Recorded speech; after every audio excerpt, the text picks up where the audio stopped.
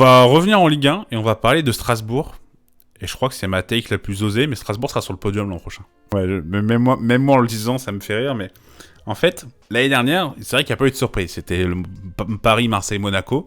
L'an dernier, on a eu Lens, c'était quand même une surprise sur le podium. Il y a 2 ans, on a eu Brest, c'est l'inverse. Vous avez compris, c'est Brest et après c'est Lens. Donc c'était des clubs qu'on n'attendait pas là. Et cette année, j'ai envie de compter sur Strasbourg. Parce qu'en fait, j'ai un peu peur pour Monaco, si je dois être honnête. Je trouve que le recrutement, moi, il a ni queue ni tête. Enfin, ouais, Ansu Fati, je sais que quelqu'un me l'a dit en commentaire et je peux rejoindre, effectivement, ça peut se tenter. Et j'aimerais que ça marche parce qu'Ansu Fati, au début, c'était quand même un sacré joueur, mais même à Brighton, De Zerbi le voulait, il a essayé de le relancer, ça n'a pas marché. Ouais, ça me semble compliqué.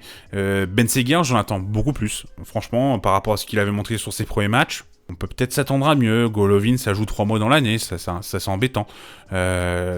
Pogba, c'est un pari qui est quand même absolument énorme, et qui sera prêt qu'à partir d'octobre-novembre, visiblement physiquement.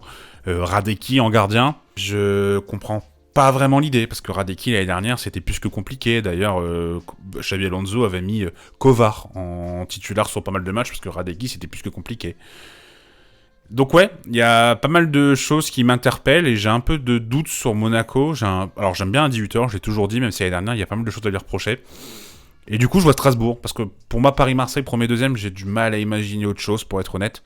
Et Strasbourg, avec le mercato qu'ils ont fait, je vous mets la liste, ils ont dépensé plus de 102 millions d'euros, c'est quand même assez fou.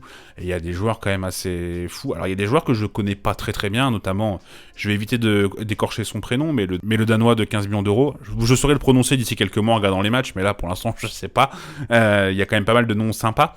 Kenry Paez, on avait parlé également dans la liste des joueurs à suivre.